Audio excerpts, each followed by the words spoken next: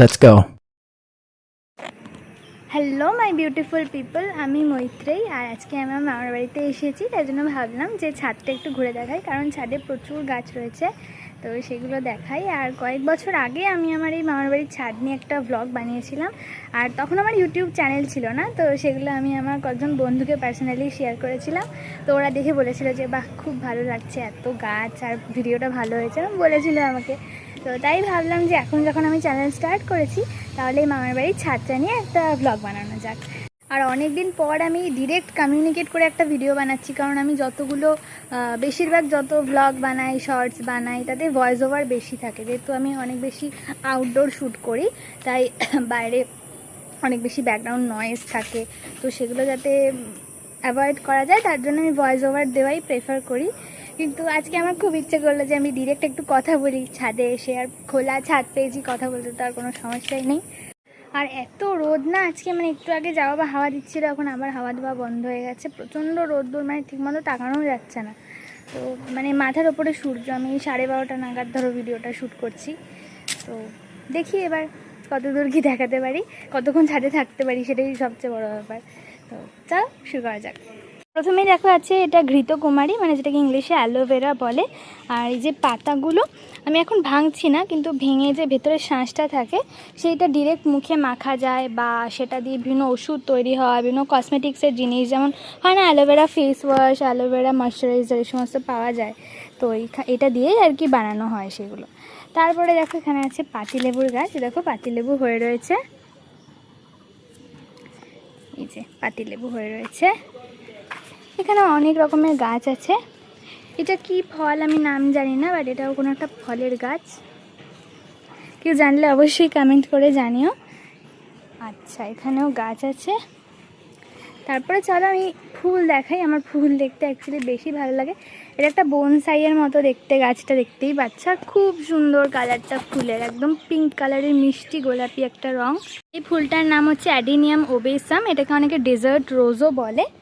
তো তারপরেও এখানে অনেক রকমের গাছ রয়েছে। আর দেখো এখানে পাতিলেবু হয়ে রয়েছে, প্রচুর পাতিলেবু হয়ে রয়েছে। এখানে একটা, এখানে একটা, এখানে একটা, 3টে, 4টে, 5টা, অনেক অনেক হয়ে রয়েছে। এইখানে 6টা। তো এখানেও দেখছে কত গাছ আছে। এগুলো সকালবেলার দিকে ফুটেছিল, সাদা সাদা ফুল। এখন যেহেতু অনেক রোদ, দুপুরবেলা হয়ে গেছে, শুকিয়ে গেছে ফুলগুলো। সকালে থাকলে তখন দেখাতে পারতাম। তারপরে এদিকে যাই, এদিকেও অনেক টবে গাছ রয়েছে, কিন্তু সবচেয়ে ইন্টারেস্টিং যেটা, এই লম্বা একটা আম হয়ে রয়েছে। আমি যখন আগে 1 মাস মতো আগে এসেছিলাম, তখন এখানে 2টো আম ছিল আর কাঁচা ছিল, এখন পেকে গেছে, কিন্তু একটা আছে, আর একটা হয়তো কেউ পেড়ে নিয়েছে।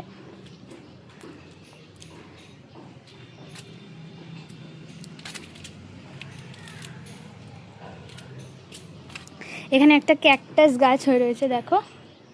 আর আমার মনে হয় এই যে এটা যখন বাইরে বেরিয়ে এসেছে, এগুলোও হয়তো সেরকম হচ্ছিলো, তখন হাঁটা চালাতে অসুবিধা হচ্ছিলো, তাই জন্য এরকম টায়ার দিয়ে বেঁধে দেওয়া হয়েছে, যাতে সেই প্রবলেমটা ফেস করতে না হয়।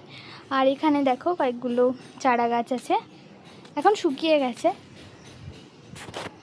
বাইরেও প্রচুর গাছ রয়েছে, নারকোল গাছ, এটা হচ্ছে বেল গাছ, এটা বেল গাছ, এখানেও গাছ, এটা তো কলা গাছ, আর এগুলো সব আম গাছ সেকেন্ড। হ্যাঁ, আর এইটা হচ্ছে কদবেল গাছ। কদবেল গাছটা একদম ছাদের ওপরে এসে পড়েছে, ছোট্ট ছোট্ট কদবেল হয়ে রয়েছে। এগুলো যদি বড় হয়, মানে পারতে কোনো কষ্টই করতে হবে না, হাত দিলেই জাস্ট পারা যাবে।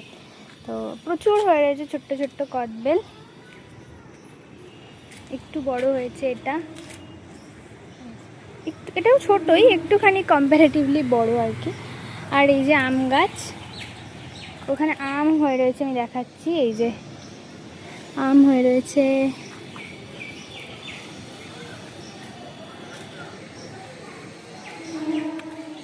এটা হচ্ছে নিম পাতা গাছ, এই যে নিম পাতা গাছ। ওখানে একটা ছোট নারকেল গাছ আছে,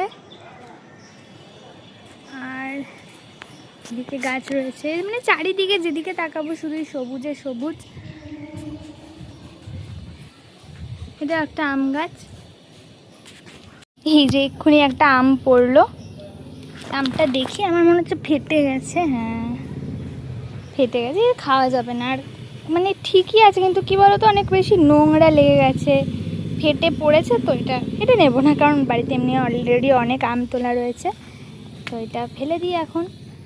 আজকে 5 জুন, সবাইকে জানাই হ্যাপি ওয়ার্ল্ড এনভায়রনমেন্ট ডে। তো আজকে আমার ভিডিওটা একটা ট্রিবিউট হিসেবে ধরতে পারো। আর আবার শীতকাল আসলে হোপফুলি আরও অনেক ফুলের গাছ লাগানো হবে, তো তখন আবার সেগুলো দিয়ে আমি ভিডিও করব, সেগুলো দেখাবো। তো আর আমি যে বললাম না আগে, আমি কয়েক বছর আগে একটা ভিডিও বানিয়েছিলাম, সেটাও যদি আমার গ্যালারিতে থাকে আমি সেটা ইউটিউবে আপলোড করব। আর এটাই। আর গরমে না মানে গাছগুলো ঠিক আছে, কিন্তু আমরাও যেমন মাঝে মাঝে নিস্তেজ হয়ে পড়ছি, গাছেদেরও সেম অবস্থা। তো তাই জন্য একটু মরা মরা লাগলো দেখতে, কিন্তু গাছ তো সবসময় সুন্দর। আর আমি একটা কথাই বলবো, যে যাদের বাড়িতে জায়গা আছে, যাদের বাড়ির পাশে কোনো জায়গায় বা ছাদে যে কোনো, তোমরা দেখো আমরা অনেক খরচা করি এদিক ওদিক, তো কিছু টাকা ইনভেস্ট করে গাছ লাগাও, কারণ গাছ তোমাকে দেবে ছাড়া তোমার থেকে কিছু নেবে না কিন্তু ইন ফিউচার। তো গাছ লাগাও, যে গাছ ভালো লাগে সেই গাছ লাগাও, গাছ দিয়ে সাজাও, দেখবে চারপাশটা দেখতেও খুব সুন্দর লাগে। যেমন আমার পুরো জায়গাটা, আমার যেতে ইচ্ছা করছে না, যদি না গরম থাকতো আমি এখানে দাঁড়িয়েই থাকতাম। তো এত গরম থাকা যাচ্ছে না, কিন্তু চোখের শান্তি, আমরা যে এত বেশি ফোনের দিকে তাকিয়ে থাকি, তার থেকে 20 মিনিট বার করে, যে 20-20-20 রুলটা আছে, তো সেইটা বার করে যদি আমরা একটু 20 মিনিট গাছের দিকে তাকিয়ে থাকি, দেখবে চোখের যে আরামটা হয়, মনের যে শান্তিটা হয়, সেটা কিন্তু আর কিচ্ছুতে সেরকম হয় না। তো গাছ অনেক বেশি বেশি করে গাছ লাগাও, সবাইকে সবসময় ইন্সপায়ার করো যে গাছ লাগাতে। আর এখন আমি খুব একটা জিনিস দেখছি, যে অনেক অনুষ্ঠানে না গাছ গিফট হিসাবে দেওয়া হচ্ছে, যে কোনো সংবর্ধনার অনুষ্ঠানে, রক্তদান শিবিরে। তো এটা ভীষণ ভালো একটা ইনিশিয়েটিভ, গাছের চারা যে দেওয়া হচ্ছে। তাদের গাছেদের সঙ্গে থাকতে তো আমার খুবই ভালো লাগে, কিন্তু রোদ এখন দেখছি, রোদটা একটু চলে গেছে, কিন্তু প্রচণ্ড গরম। তো এই গরমে আর তো থাকা যাচ্ছে না। তো আজকের মতো এই পর্যন্তই। ভিডিওটা ভালো লাগলে একটা লাইক করে দিও, আর চ্যানেলটা সাবস্ক্রাইব করে দিও।